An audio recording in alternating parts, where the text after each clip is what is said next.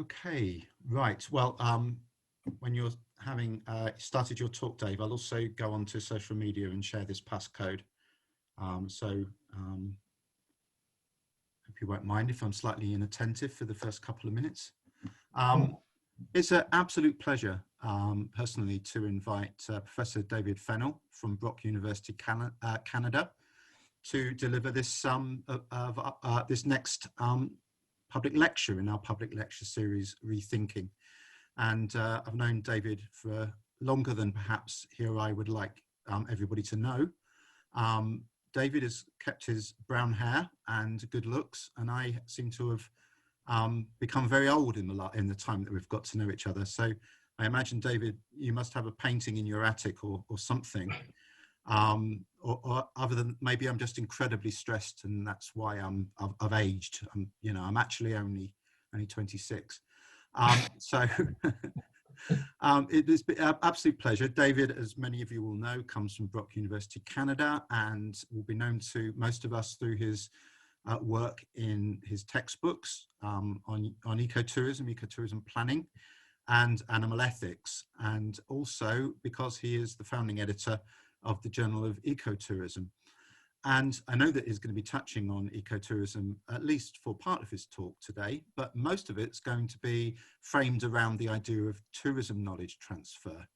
So I'd like to hand over to you now, Dave.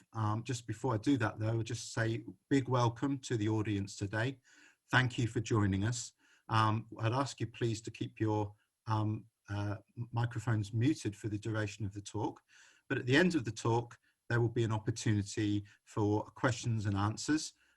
You can also make them, you can also put them online in the chat if you want to as well, and I will ask them if you are more confident in me asking the questions. But we'll have a little bit of interaction at the end. So again, audience, very much grateful for you attending, and I'm going to hand over now to Dave. The best way to watch this, everybody, by the way, is in speaker view. So rather than tile, you may wish to press speaker view. Over to you, David. Well, Brian, the pleasure is all mine. So appreciate the opportunity to be with you today and everybody else. I want to say thanks to the School of Management at Swansea University, and certainly in particular to Professor Garrod for the introduction. Thanks to all of you for tuning in, and as we know that these are trying times, and we're all trying on many different levels to see what we can do individually and as groups to get through this COVID crisis. This is an attempt by me to do some deep thinking in terms of how we can make some crossover between research and practice. So what I came across this knowledge translation framework. It's now the tourism knowledge translation framework that comes to us from the healthcare industry in Canada. Has been very successful in Canada, and the World Health Organization has embraced this model too. So I thought that it would certainly have some application to what we're doing in the tourism industry. And so what we're trying to do here is we're trying to bridge the canyon between theory and practice. And just by way of outline, I have lots of information here for you. And I should say that there's a house being built across the street from us right now, and another neighbor's having a tree taken down. So if there's some background noise, I apologize. So just by way of outline, we'll look at our introduction and a purpose. Very quickly look at a couple of examples of tourism knowledge models that we're using in our field. And so this would be knowledge management and knowledge transfer. And then we'll get into the knowledge translation model. And by necessity, we'll go through the Canadian Institutes of Health Research and see what they've done and how they've built this model. And then we'll provide a little bit of a case study on over-tourism in Corsica. I'd also like to introduce another little bit of research that I've been doing in the last year on personalized interactive real-time tours. All right, so we maybe use this as a mechanism to help navigate ourselves around this very difficult thing that we call over-tourism in the industry. Okay, so as you can see on the right-hand side, Start Your Adventure. Unfortunately, we can't start our adventure because we're closed to business for good. And this is some of the problems that we're having with COVID. And I know, Brian, it's not all about COVID-19, but I wanted to make some connections here. I know we're given our chat just before the presentation, so I'll try to move between reference to COVID-19 and some of the broader issues that we have in tourism. Okay, so the study stems from the TriNet COVID-19 and the discussion that we had on how research should aid practice. I'll get to that in the next couple of slides. But these times of crisis demand new questions and new answers about the way forward in tourism. So we've got closed borders, we've got quarantines, we've got cancellations, we've got diminished revenue and lost employment. And just looking, we do get bombarded on TriNet with all sorts of information here. I just peeled this off the other day. US hotel industry expected to end 2021 down 500,000 jobs. And globally, in another piece that I found, 1 million jobs lost per day, because of the COVID crisis. But because we're starting to we've done for some time, it shows us that there is this will that we have as tourism scholars, and of course people in the industry as well, to do whatever we possibly can to help with the situation. Okay, and so this was a very long, and many of you will probably remember this, a very long and protracted discussion, but I'll just peel two quotes from this and we'll leave it at that because you'll get a sense of where I want to go with this. Bodanovich, Godfrey said that whilst I appreciate that academia is here to theorize, wouldn't it be great if this theory could provide realistic solutions directly applicable to the industry? It may be just me, but I'm increasingly struggling with how much academic research is disconnected from the reality. And then Jafar, a little bit later on, your message conveys what some of us have tried to say or do elsewhere, but with limited success. Yes, there is a gap. Actually, it's a canyon between theory and practice in tourism with no established bridges connecting the two. My job today, and it's a difficult job, is to build that bridge to make that connection between theory and practice. I just seem to be hung up a little bit here. Okay, there we go. So what are some of the impediments that we have between research and practice? Confirmatory factor analysis is great, and we need that in tourism studies, as you can see on the left-hand side. But how that gets translated into an understanding into industry is once again the task that we have in front of us. So, if we go to the literature, we see or we know that scholars sometimes have little or no industry experience, or sometimes little or no industry interest. And there's often this failure to write findings in a language that's suitable for practitioners and for policymakers.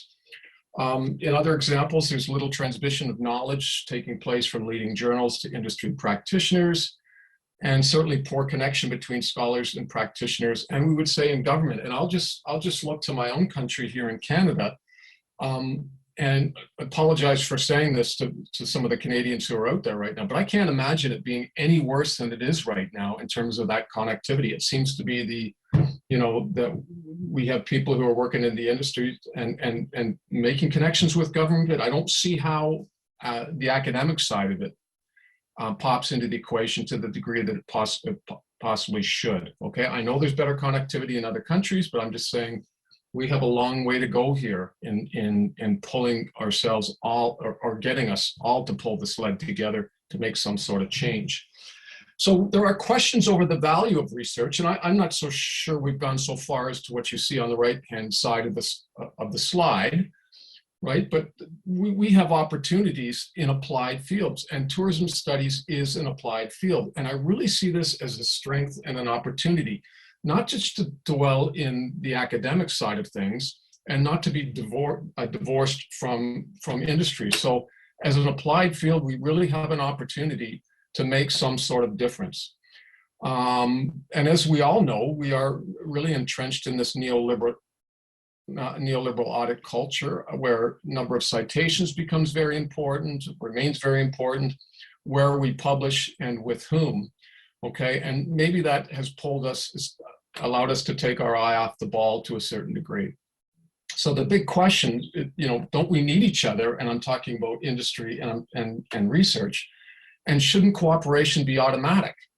And so the question for me has remains, and it's always been an important question, can't we as scholars or we in the industry define what our culture looks like, from what our contributions are to what it is that we value? And maybe we should start to value a little bit more of that connectivity with people in the industry, because not evidently, absolutely, they need our assistance.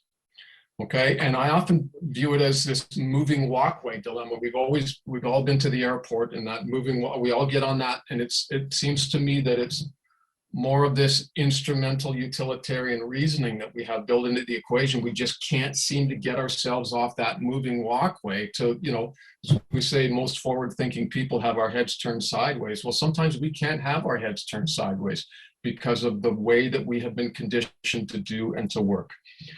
Okay, so I know I've given you an introduction here, but I just wanted to state a discrete purpose. So to touch on some existing models of knowledge in tourism studies.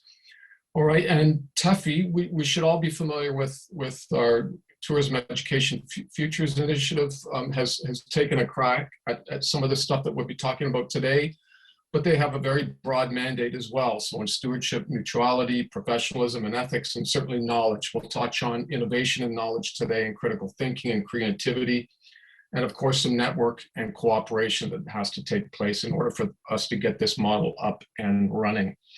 All right, to introduce you to the Canadian Institutes of Health Research's Knowledge Translation Framework, and once again, by necessity, I'm going to have to spend a little bit of time working this system out for us, and then making that connection with tourism to follow.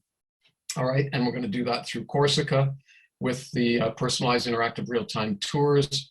And so the point of departure is to have a system in place that takes our good research and what we're doing from a research standpoint and puts this to work into practice, right? Because we do need something to move us forward. We've already established that on an earlier slide with that protracted discussion that we had. In tourism and the dislocation between theory and practice.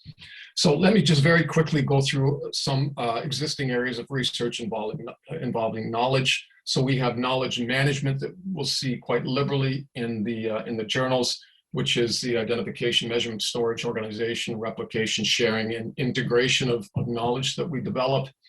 And then the other thing I think it's important to mention here is that knowledge management is used almost entirely for strategic management and competitive advantage in tourism organizations.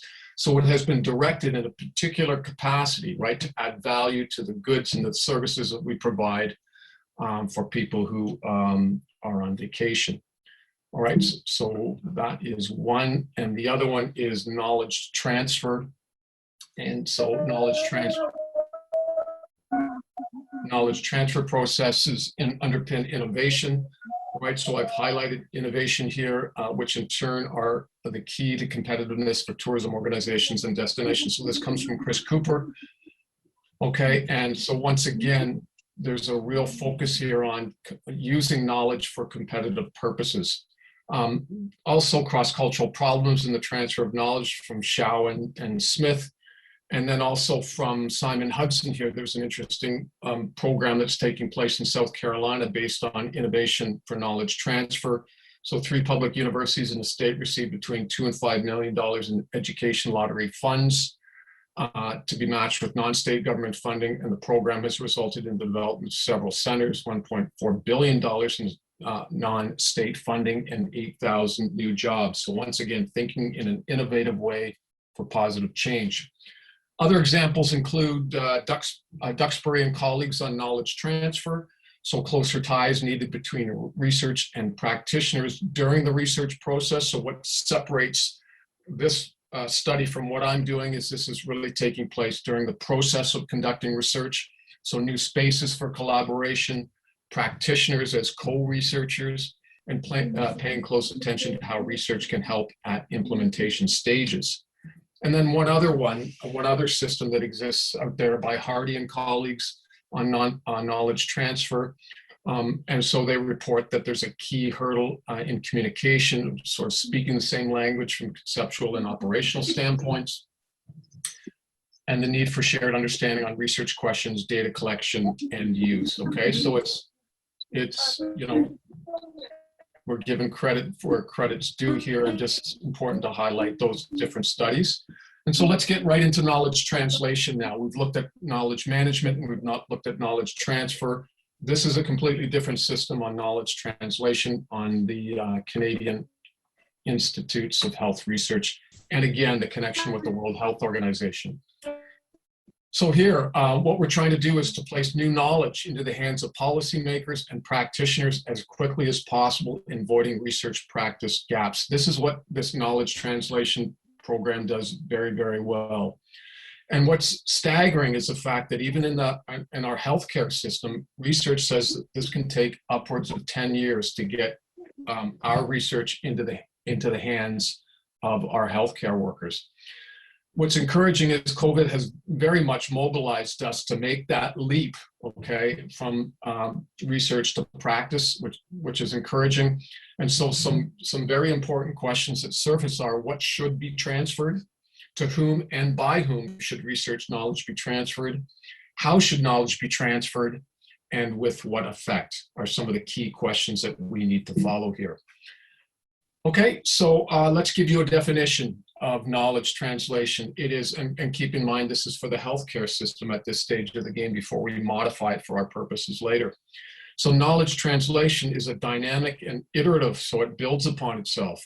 Process, it includes the synthesis, dissemination, exchange, and love to see ethically in there, the ethically sound application of knowledge to improve health, provide more effective health services and products, and strengthen the healthcare system.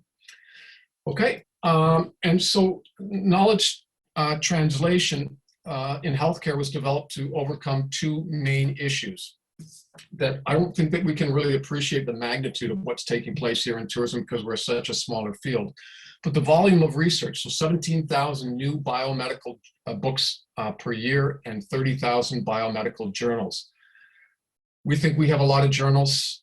For example, there's a significant change there. So physicians would then need to read on average 19 original articles each day to keep abreast of their field.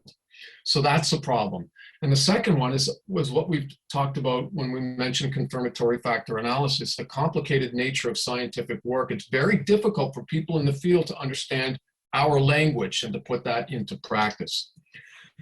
Okay, so there are two main components. It looks like a lot of information here, but it's pretty straightforward, okay? It's, the first one is in the center, that's knowledge creation. And that's the inverted triangle, all right? So we have three components there: knowledge inquiry, knowledge synthesis, and then development of products and tools that we can use in an action cycle that is to follow. In this inverted triangle, what we're doing is we're tailoring knowledge for our purposes and for our uses. Once we have that in place, we go to the action cycle, right? So problem identification, and identify, review, and select knowledge that we'll share with you shortly. We adapt that knowledge to the local context. Okay, I'll give you a bit more information on that and the moral free space that we should have within those local contexts to do the things that we need to do to preserve culture and preserve religion and preserve other components in politics. But there are some broader components that need to be built from a cosmopolitan standpoint in understanding that how we can pull this stuff together. Third, assess barriers to knowledge use, select, tailor, implement solutions. So an implementation component there, a monitoring component, an evaluation component, and then lastly, how we can sustain this knowledge use over the long period of time, which builds very nicely into our thinking around sustainable tourism. Okay, so knowledge creation. This is remember there was two components. This is the first one, A, on our knowledge creation. So knowledge inquiry is simply marked by knowledge distillation and fluidity. What we need to do is we need to use primary research of a quantitative and a qualitative nature. Okay, some would push the quantitative, and I think that's especially important for the health care field, especially with COVID-19. But there's all sorts of other bits and pieces of information and knowledge that we have out there in healthcare, but also in tourism that we could use to great effect. The stories that we have, the philosophies that we have, and the conceptual frameworks that we build can all be very, very helpful in informing on our how we need to change things for the future. I would also add there that, and this is in the work that is in the healthcare component, but the transdisciplinary nature of what we need to do. It's great to be interdisciplinary and jumping between different disciplines, but when we are transdisciplinary, it means that we can pull into the equation many other stakeholders that would have value to our decision-making and the processes that we follow, okay? So that transdisciplinary focus becomes very important in this model. Second is synthesis. So we focus on pooling the full potential of global research rather than individual studies. And you've likely seen this yourself, that oftentimes, and I, as the editor-in-chief of the Journal of Ecotourism, if I get a paper from a particular geographical realm from around the world, oftentimes it's heavily loaded or laden with knowledge that comes from that region alone. I don't think that we should hamstring ourselves that way. I think we should use the full potential of global knowledge and research to inform our practices. Okay, so research quality becomes important. I've already mentioned the medical research on COVID through randomized trials. It's absolutely essential.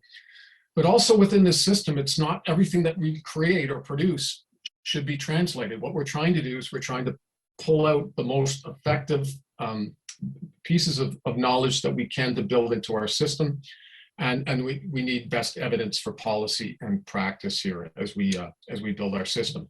Okay, and the third component here is our methods and tools. And this is very important as we put this in a repository of knowledge, a library of knowledge that we can access. We build methods, so a process or a series of steps to organize a knowledge translation activity. And I've given an example here. So a framework to create a knowledge dissemination plan that we might want to build. And then, so beyond methods, we could use tools. So the products or instruments that carry out the steps of knowledge translation activity. So for example, a checklist for this dissemination plan that we could use. Okay, all this information, that rich quality information that we pull from our journals and books and such, that we pull into that repository so that we can use it. And also an innovative development within this system is how is it that we are going to manage this data? Sources are submitted and subject to a prioritization and a review.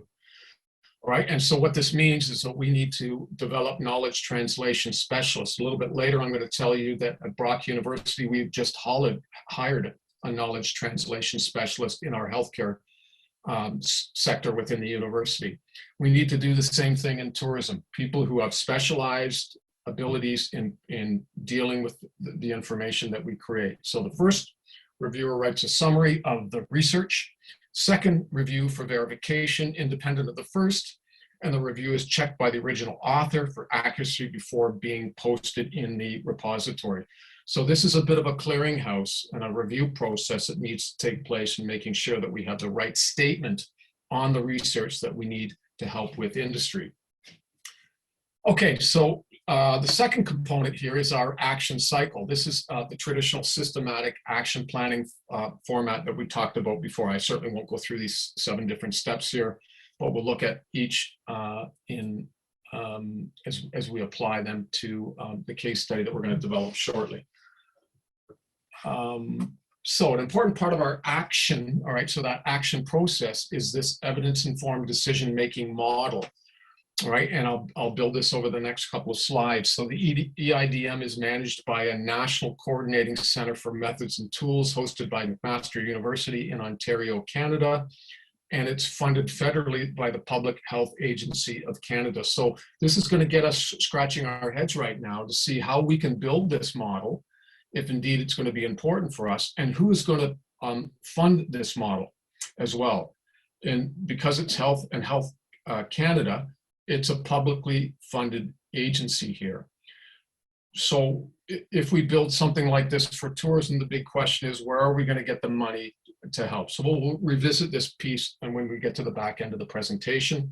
And furthermore, it's one of 6 national collaborating centers for public health in Canada. So it's not just McMaster University, which is the hub. We've got nodes spread right across the country. But if we build this in tourism to a greater extent, that means that we have nodes and coordinating bodies around the world that we can use and harness and pull together for the benefit of the tourism industry. Okay, so this is the EIDM you can see in the background, but it's really the engine that finds it and uses and shares knowledge in this public health repository, right? So what users, so people in the tourism industry, now as we pull this over into healthcare, into tourism, is that users refine their search through a process that contains 7 steps. Okay, and let's look at these 7 steps. This is essentially what we've just seen on the previous slide. So what we do is we clear, as you look at the middle of this figure, we clearly define the question or the problem, and we can click on any step for more information. So define, search, appraise, synthesize, adapt, implement, and evaluate. But this has been used in healthcare. How is it that we can then modify this for our purposes in tourism? Do we need to have buttons on social impacts or ecological impacts or economic impacts? What about policy, planning, development, and management? All right, so this is how we could massage or adapt this process to more clearly and uniquely fit within a context of tourism. Okay, the other cool thing about this system and this program is that there's incentives for practitioners. So people working in the tourism industry allows for the development of the learning of modules. So now we can put modules up and have people in the industry work through these modules to better educate themselves on how to work within the tourism industry. Practitioners, tourism practitioners or healthcare practitioners obtain competencies in the various stages of this evidence model. For example, critical appraisal of qualitative studies, and it would just build out from there. And then practitioners receive a certification or a certificate rather of competence after each module is completed. So this is how we build expertise and competency within the tourism industry in our own jurisdictions and right around the world. This one comes from another system at Western University in Ontario, the Center for Research and Education on Violence Against Women and Children of 2020. And the reason that I pulled this into the presentation is simply because they provide a very good conduit for disseminating information in different forms. So now we could provide backgrounders or briefs or glossaries or infographics or issue-based newsletters or reports or resource spotlights, videos and podcasts and webinars rather, is there's a whole host of different ways that we can now communicate with people out there in the field and use this once again to great effect. This is not in the system that we're talking about, but it comes from a different system. I think crossing over, this is something that we could use once again to good effect in tourism.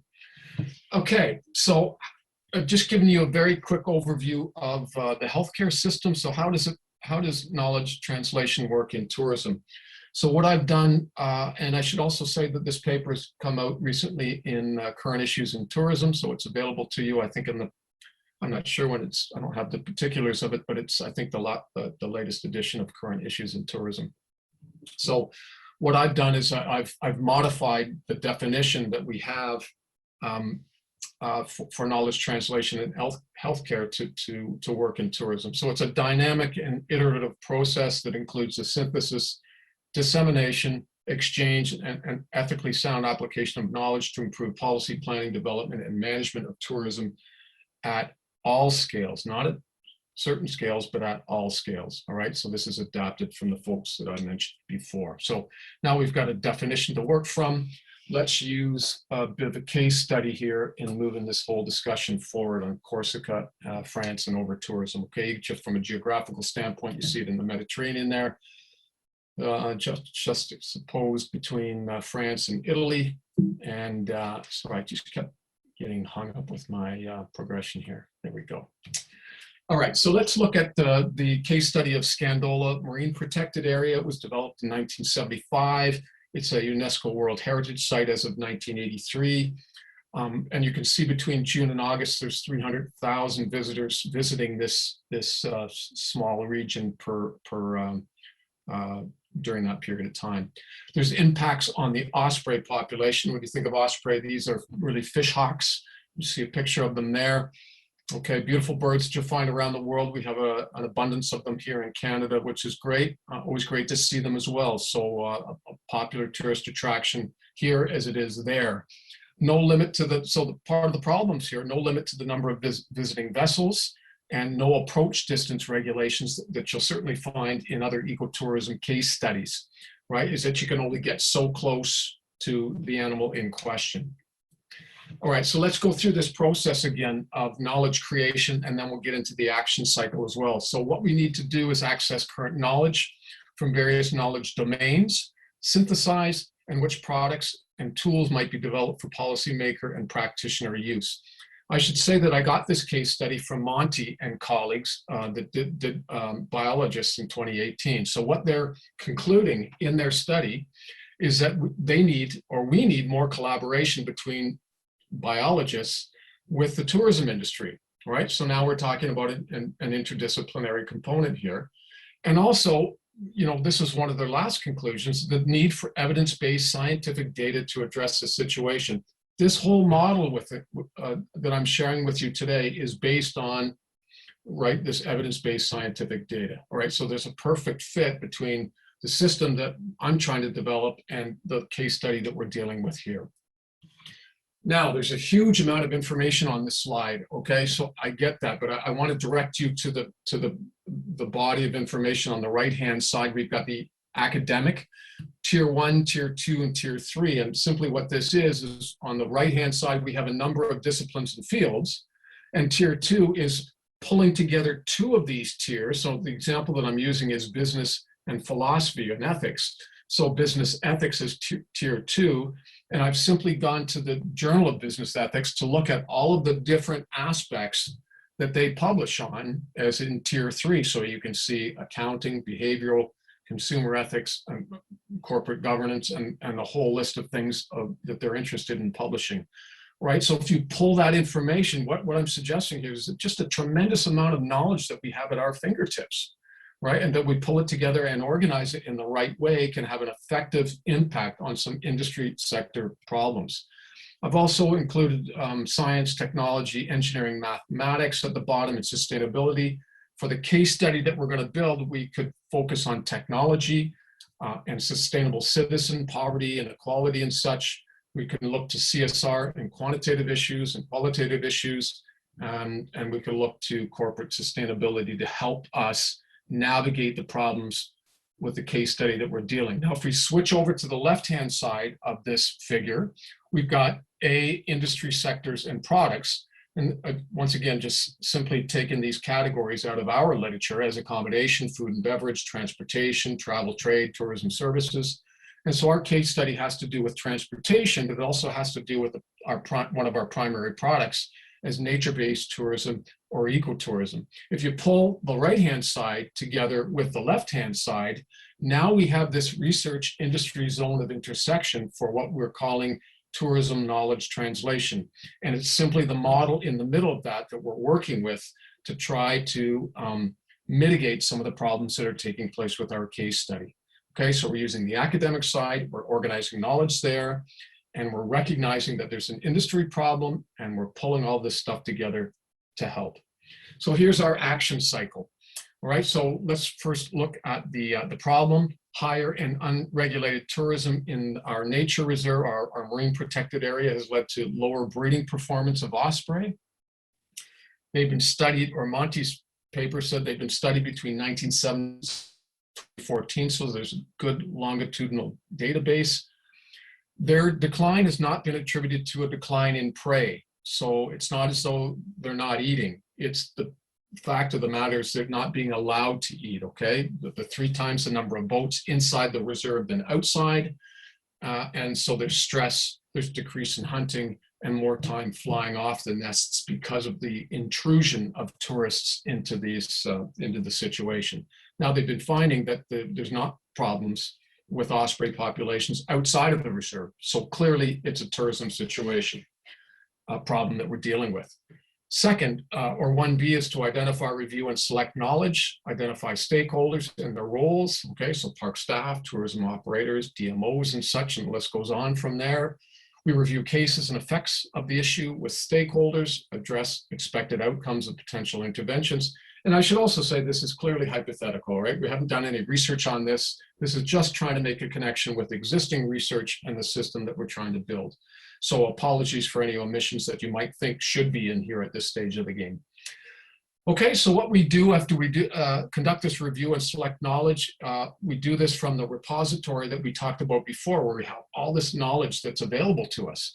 Could be on ecological impacts in marine protected areas, stress responses in animals from tourism, zoning, codes of ethics, animal ethics as well. So there's lots of information that we could potentially draw from. Secondly, we can, as we go through this action cycle, we can adapt this knowledge to our local context. So how is it that we're going to use the knowledge that we extract from the repository in Corsica? What is the processes that we need to undertake to update this knowledge? How are we going to gauge success of past mitigating factors, whether we've had permits or not permits, or what's the system in place and how does that system need to change to have a positive impact on this wonderful natural resource that people love to go see.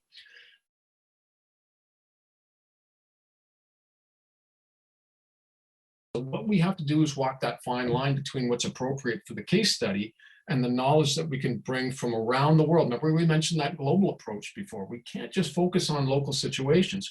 We have to think laterally in coming up with a solution for the problem.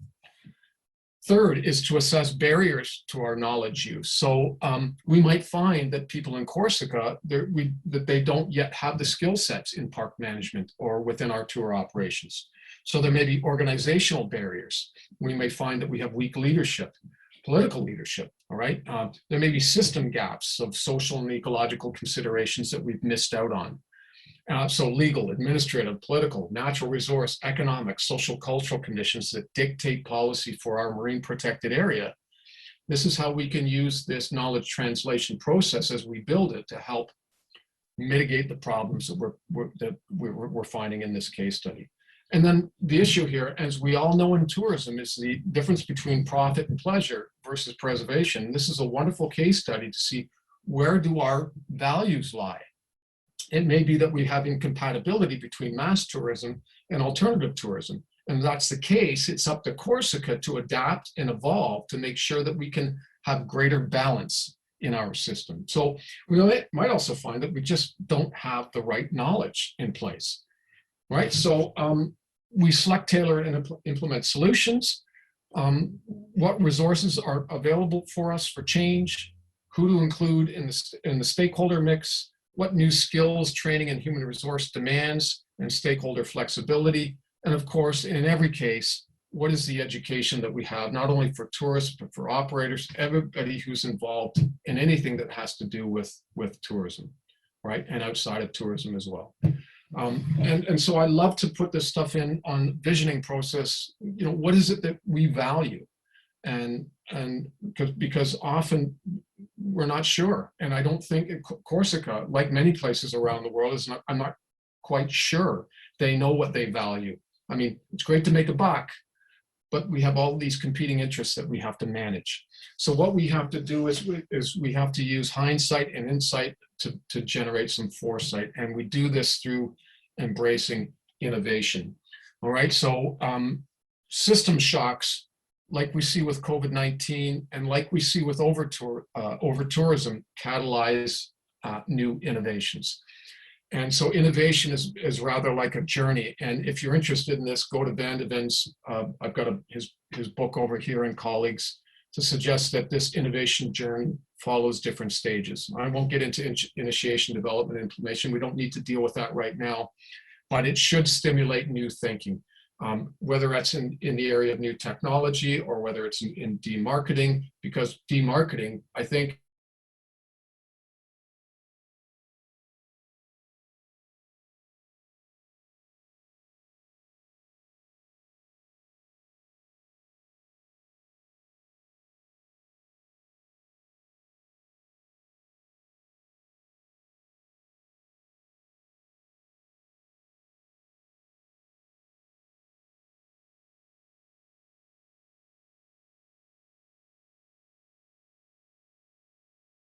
you should recognize that the creation of Okay, we're back to recording. Okay, so creation of a visitor center with live streaming might be helpful in this situation.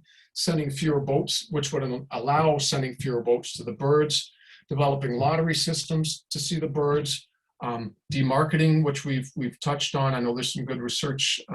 Again, I think of the Journal of Ecotourism that's come out of Australia and some of the protected areas on demarketing there.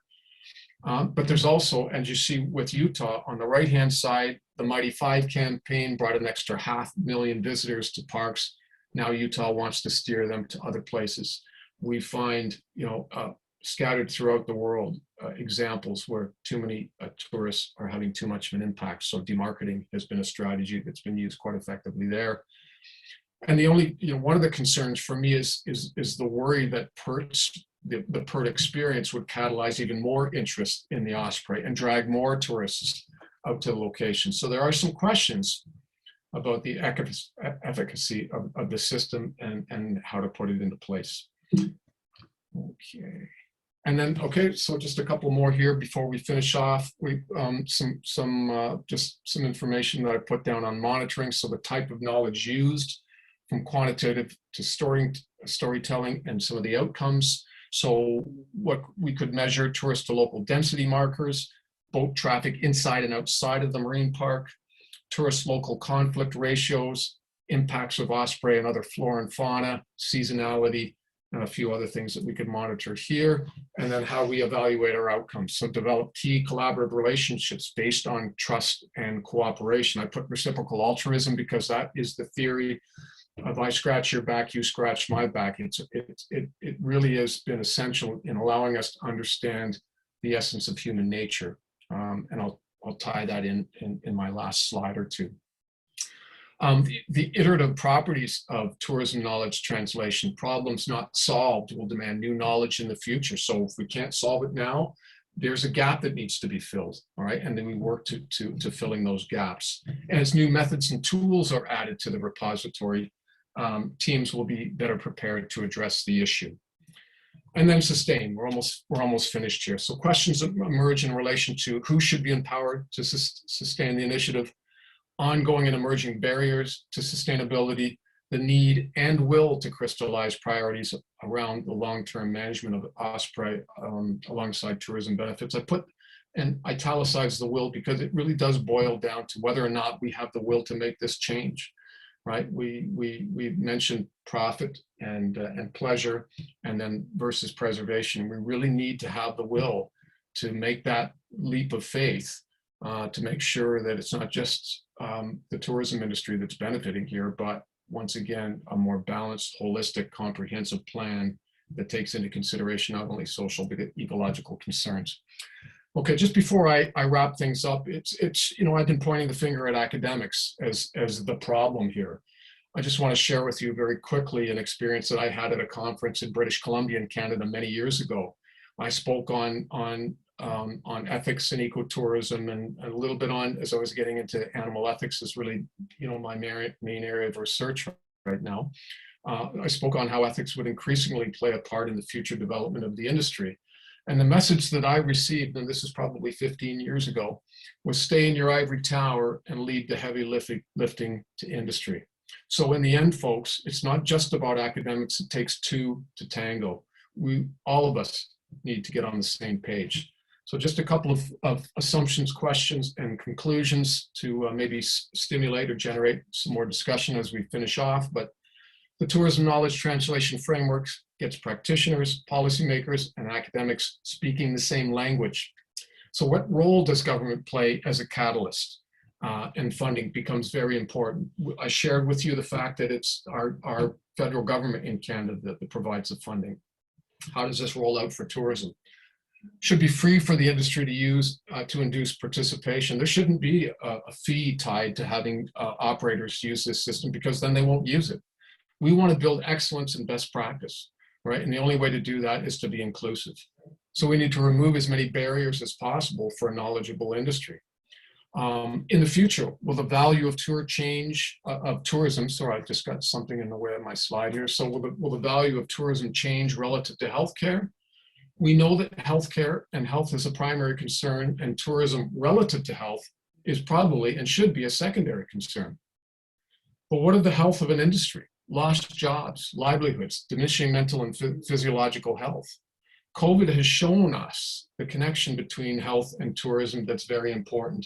I go back to 9/11, and very quickly after 9/11, President Bush got on the lines and said, come to New York City, we're open for business. He really did at that point in time show that in the face of such disaster, that the tourism industry was so important to the city of New York City. With COVID, tourism is so important to to tourism right around the world. And then, okay, so here's our last one. Will there be challenges around different stakeholders having different priorities? Absolutely. Scholars might place more emphasis on sustainability, justice, equality, and responsibility. Industry might place more emphasis on profit and competitive advantage. But we do need to understand human nature to understand tourism impacts. And this is where reciprocal altruism comes into play, and the importance of being interdisciplinary, drawing in evolutionary biology to better understand and inform us. And it's not just the economic, the environmental and social impacts. We've been chasing our tail for 40 years on that discourse. We need to inject new life and new value into our understanding of human nature and how it relates to tourism. Finally, should we develop an international model with a hub and regional nodes through our university? Absolutely. And note, if you're interested, let me know, because this is becoming a very important, the research is there, but it's moving research into practice, obviously. And then training of tourism knowledge translation brokers. As I had mentioned to you, we've just hired one in the healthcare side of things at Brock University. But if not, tourism knowledge translation, then what? What's our alternative here? Will our journals pick up the slack in moving research into practice? I'm not sure that they have the ability to do that. Do we need an adapted TriNet, a tourism knowledge translation network, to do a better to make a better connection between research and practice? I think that's a fruitful area to explore as we try to, once again, build the bridge between our research and the things that are very important to our industry in moving the whole agenda forward. So let me wrap it up there and open it up for some questions or comments. Thank you, David. That was just amazing. I do apologise to everybody. I dropped out for some reason. My internet was unstable, and I got back in again. So there'll be a gap in the recording, but I'm sure that will be okay. Yeah, David, thank you so much for that talk. I want to start with a question I've received on the chat. If others, by the way, you don't have to put them on the chat. You just need to let me know you're around. So, but let's do the first one. It comes from Don Davari, and he's responding to the fact that you said at the beginning, if industry absolutely needs us academics, why haven't they approached us? I mean, why does big hospitality companies like Accor and Marriott, why do they have their own corporate universities? How can we convince industry that we need each other? Why aren't there R&D departments in the giant hospitality firms like there are in health? Okay, well, it's a great question. And I would argue that we're better together. That sometimes we have the conceptual blinders on, and as I said earlier, that most forward-thinking people have their heads turned sideways, maybe anticipating a question like that. That then maybe the other side of this is that as researchers we're completely redundant and not needed whatsoever. That if that's the case, then we're in real trouble.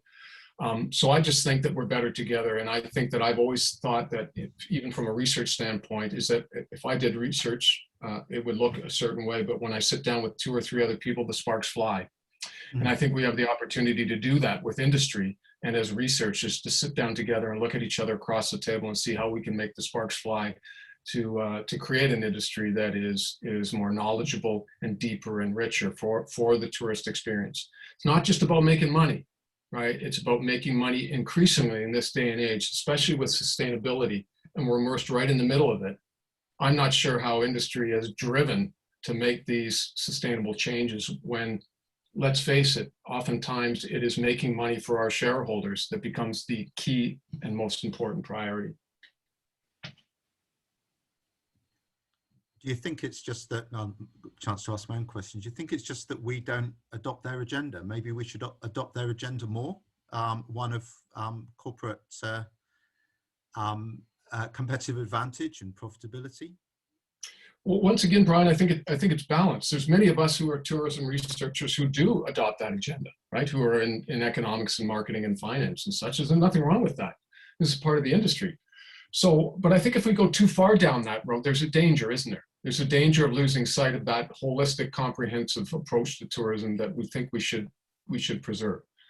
Okay, so I would ask for balance, right, and diversity in this, and I think the way in which we do that is by helping pull the sled together.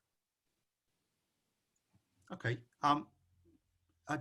David, can you stop sharing, because then I'll be able to see more of the assembled audience, and if anybody's got a question, then I might be able to see them waving madly at me. Or right.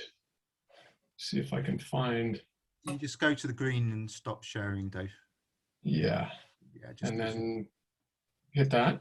No, in the Zoom screen. You need to go to share screen and to stop sharing. I did. It just says share at the bottom. So did that do anything or no? No. Or screen share. Oh, stop share. There it is. I got it. There we are. Okay. Sorry about that. Apologies. Hopefully now I can see a few more people. Ron Mader, are you there still? Hey there, Brian. I'm here. Hey, oh, hi, Ron. I hope I've got your surname correct. It's a pleasure to have you on, Ron. Would you like to ask your question? Yeah, go for it. Sure, certainly. Thank you very much. And good to be here, and great to hear and see David for the first time in more than 20 years. Mm-hmm. So kudos to you for the Center for Visitor Economy for hosting the presentation. And my questions: post-pandemic, have our public channels of timely information improved? We seem to have more public dashboards in health, but not so much for travel and tourism. Your thoughts? Well, I wish at this stage of the game, Ron, I wish I knew the answer to the question. I don't think they have. Our new Minister of Tourism in the country has really just put out a call, which is encouraging at one stage of the game. Just send me some information on how we need to make the tourism industry better in Canada. I really don't think that they have the solutions to the problem. It's great that they're coming out and accessing just about anybody to help solve the problem, but I don't think they have at least in Canada, I don't think they have the capacity, which I think opens the door for a system like the one that we're talking about today to help improve where we need to go in the futures. I'm not sure, and maybe it'd be great to hear from people in other political jurisdictions about what their governments are doing, but I really do think in Canada that we haven't made the strides or the gains we need to get to where we need to pull the industry back online.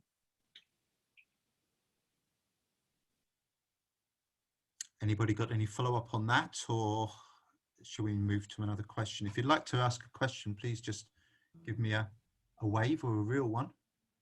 And Ron, maybe I would throw it back at you based on your experience and what you're doing to maybe provide another side of your question. Oh, turnabout, it's fair play. Again, I'm just supremely disappointed in most countries, and as well as the UNWTO, if we say we want to have timely public information. Mm-hmm. Too much of it is either behind a paywall, or is written in a way in which you really cannot find that link 5 menus in to the information about tourism visitation or tourism engagement, tourism satisfaction. And the end result, this is the National Travel and Tourism Week in the USA. Right. But ask people, locals and neighbors, and I'm here in Las Vegas, what about this week? There's a disconnect. Mm-hmm. There's tourism professionals, and that's those circles. And then there are the locals who are the direct participants and people who are engaged, and they're not speaking at all the same language. Yeah. Well, Ron, can I just help with this question a little bit further. We received on TriNet yesterday, G20 ministers welcome UNWTO recommendations for tourism's green transformation. You may have seen that on TriNet yesterday. And in the sort of the document they sent out, continued need for coordination at the very highest level, they state. Digital transformation of the sector, greater innovation. But I don't see, this is a wonderful wish list that we have, but I'm on side exactly with what you're talking about.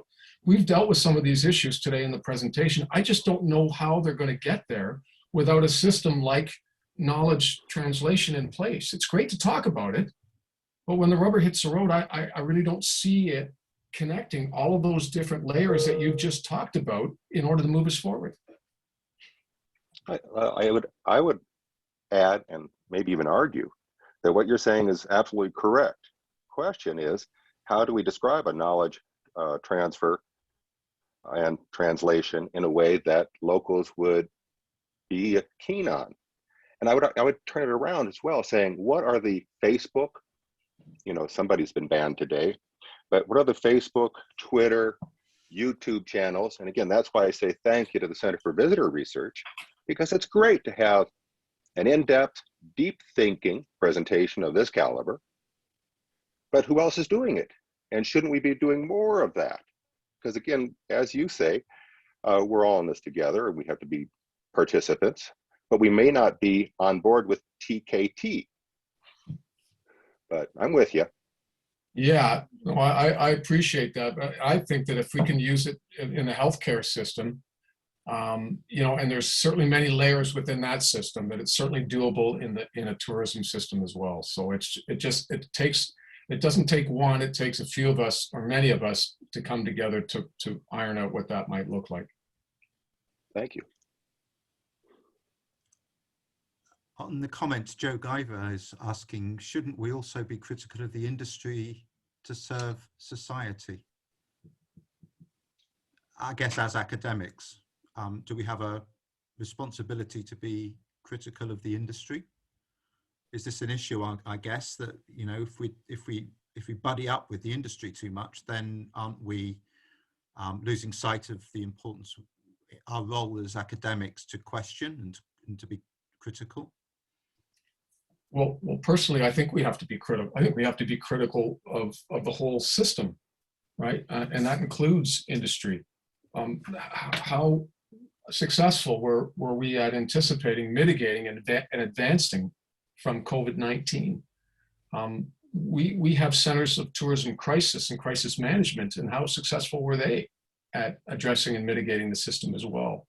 So I don't think it's the time to be critical in a negative sense, but a good, solid set of critical questions that need to be asked is important. But I think the time for asking questions will come to a point at which we have to move into practice, right? And so what I'm trying to advocate today for is a system that allows us to move from those questions into practice. It's a big job and it's a big task. And as I say, there's room for many to help pull this sled along, but it's going to take coordination and cooperation at many different levels and buy-in. Maybe this is the shock that we need for government to sit up and take notice of the tourism industry, to say, yes, this is exactly what we need, because we don't ever want to go down this road again. Mm-hmm. Okay, so maybe the time is ripe for us to mobilize something like this to build a better educated and knowledgeable industry for the future. So again, looking to the comment to follow up on this one, I guess, Dr. Bijith George Abraham says, thanks, Prof. David. Since we have seen the drastic change in the tourism scenario because of the pandemic, from the perspective of academics, what should be the future of tourism research? Should we start from a new normal? Great question. I don't know. So is our new normal going to be the normal in the future as well? I don't know that we could ever get rid of, or should we ever get rid of the past in order to inform the future? Yeah. what I would suggest is that maybe we need to, once again, look laterally in building our systems and our models to accommodate a number of these different scenarios, right? In diversifying and building strengths for the future. So that would be, I know that there's probably going to be a new normal out there when it comes to precautions and health and security and such, and that's great. But I think that should be subsumed in what we know of tourism up until COVID hit, I suppose, right? In informing us and diversifying our approach to the future. So it will be different. There's no question about it. How we build that in the future, I think, is the 60, which we used to say, the $64,000 question here. Right? Yeah, it's worth nothing these days. That's inflation for you. Change. I guess what that's got me thinking is, there's a crisis point in all disciplines when you begin to wonder whether the old knowledge we've gained has any value in the future. I imagine that happened. I mean, I understand there was a chemistry crisis in the 20th century because chemists were thinking, well, there's nothing new to be learned. And but then they moved on and they suddenly realized there was a whole new branch of chemistry at the atomic level that just was completely different. And if they'd have thrown away their initial models, they wouldn't really understand what's going on in the new chemistry. So I guess, we've got to, I think we are maybe too quick to think that there's this hard break between the new, the new normal and the old normal, and that the two don't have any relationship anymore.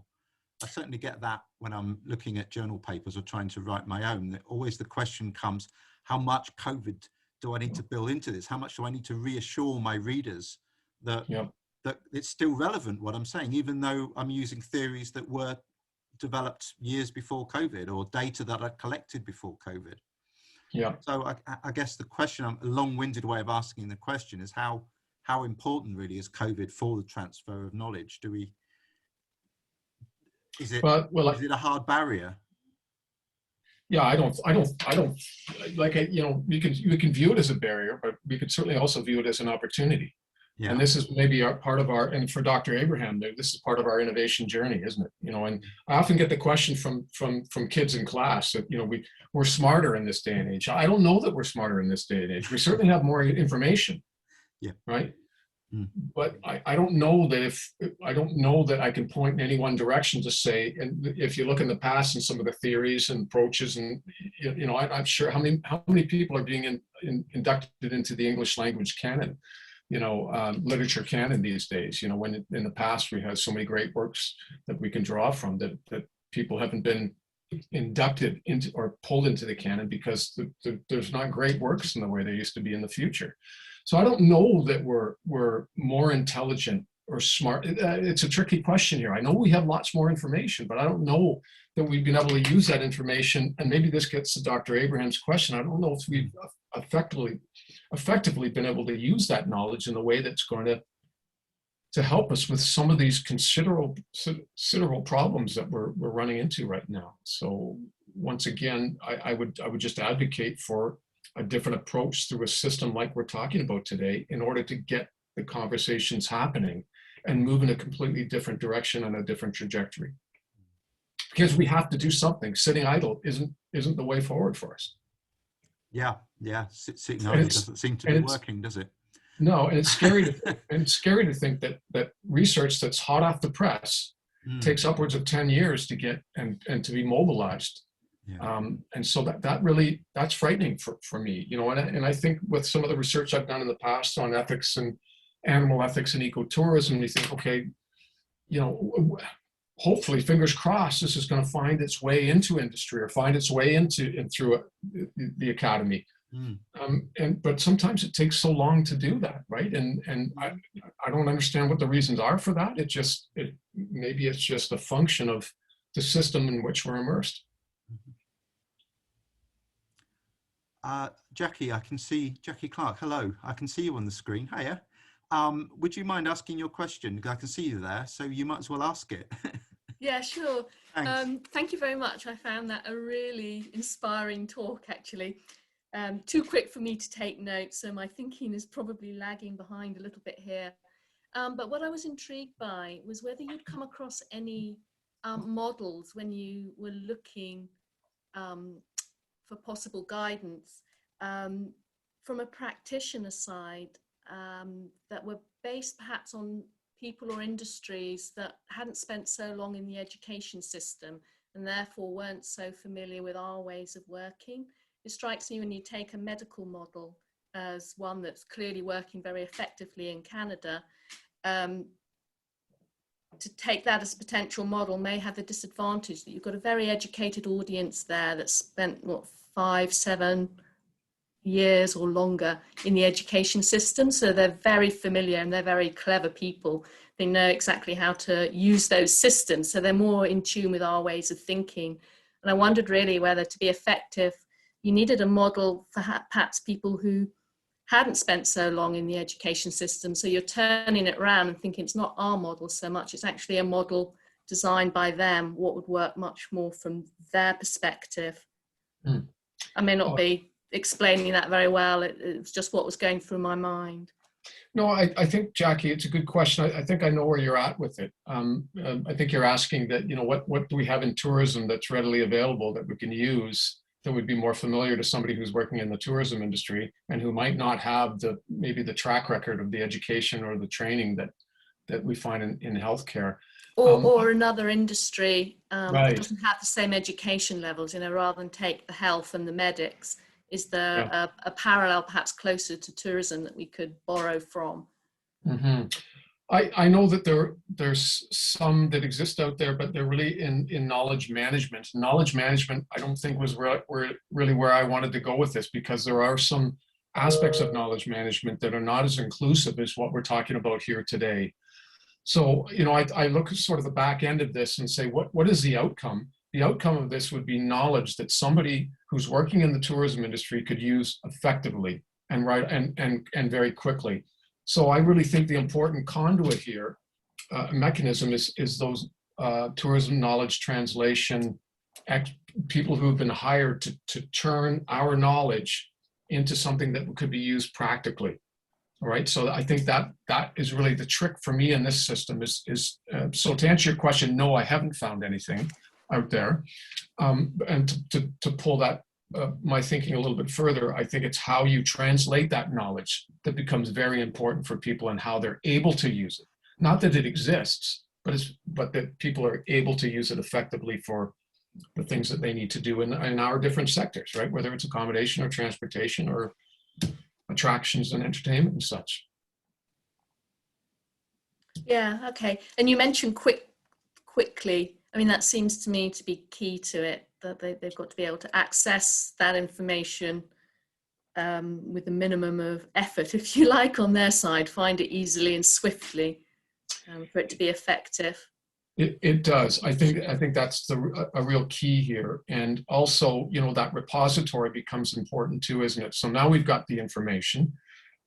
We've turned it into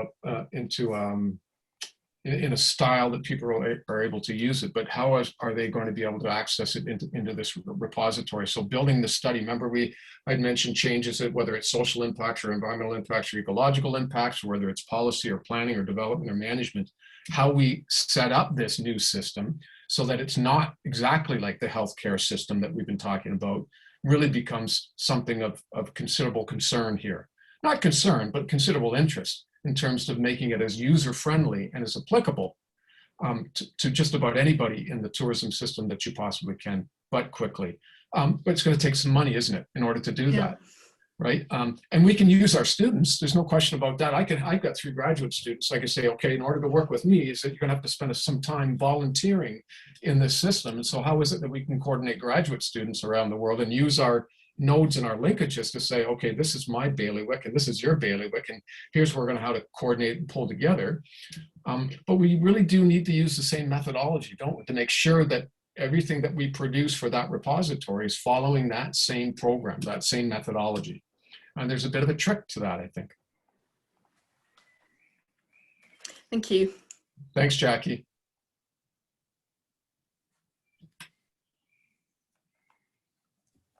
Thanks, Jackie. Has anybody else got a burning question? If you'd like to wave at me or whatever. I have a question. Yes, Anna, please go ahead. Hi. I'm from the Collins College of Hospitality Management at Cal Poly Pomona. And I have two questions for you. I don't know if they're too basic or if you already went over them. But my first question is, what would be some key motivators or incentives for people working in the industry to either seek out tourism research or actually implement those changes into their place of work? And then my second question is, do you think there are incentives for politicians to hinder the transfer of tourism research because it may not be financially beneficial for them? Okay, so the first one would be the motivations that people would and should adopt. Well, the first one would be success, wouldn't it? Success within their businesses. So people have to be successful. We got to put food on the table. So I really think that if there's a way that this tourism knowledge translation system can make sure that people are successful and knowledgeable and able to put food on the table, I think that becomes very important. But we continually read, and this is what's very perplexing to me, is we continually get messages, and maybe this is back to Ron's question, we continually get messages from large international organizations that we need to be sustainable. And yet we find in certain places, maybe Europe more than Canada, let me use Canada as the example, that we want to be green and we want to be sustainable.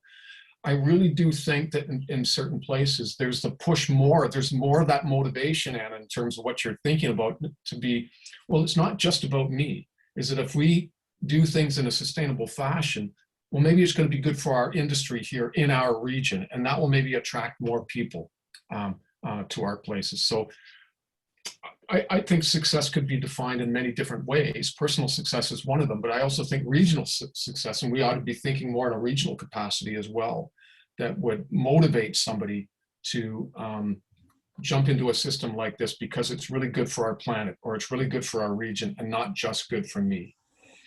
So that's the first one. And I think the second one is you're talking about incentives for politicians, is that right, in order to jump on a system like this? Or what would those incentives be?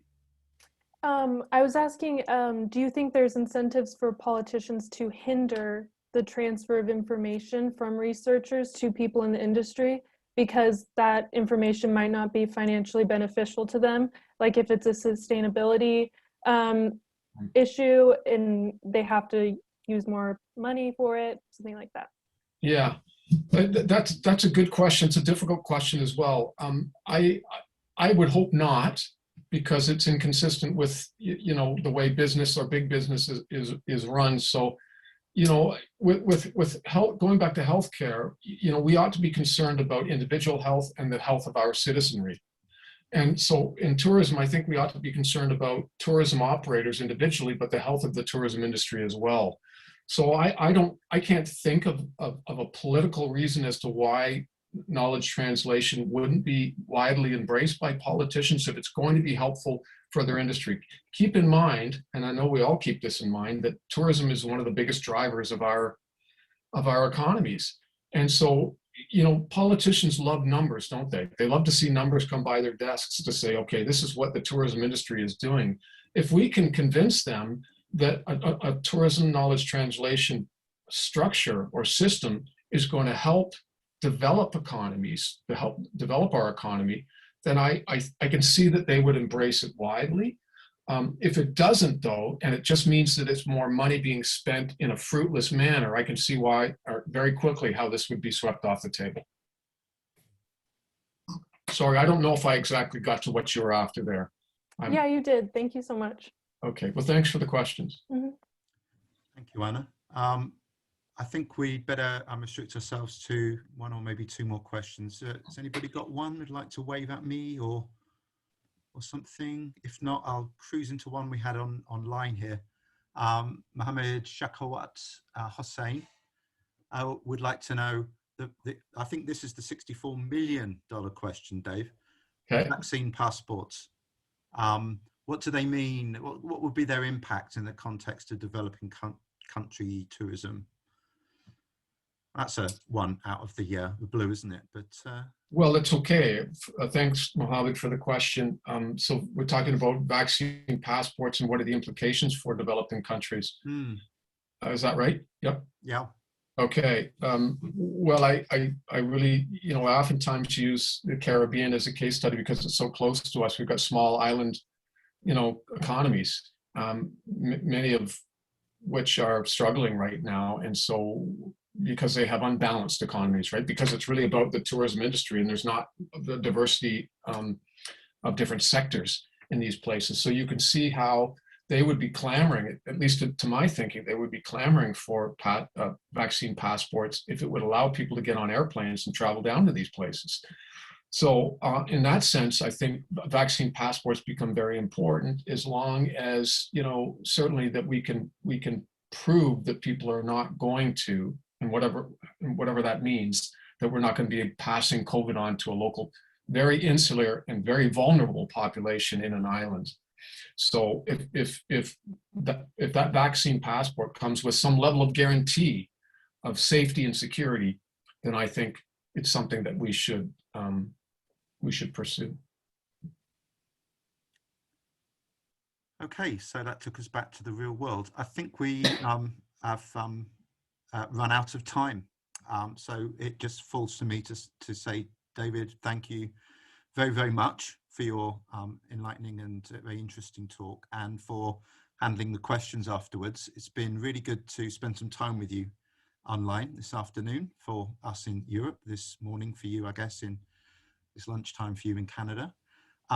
So I think that the audience would like to, it's very hard to show our appreciation apart from a Zoom wave, but I think we're all going to just say thank you very much, David, for doing this, and thank you.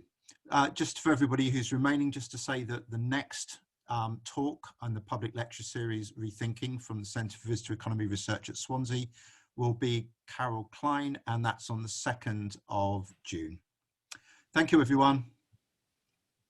Thanks, Brian. Thanks for attending, everybody. If you have any questions, please feel free to contact me. I'd be more than happy to chat with you about it.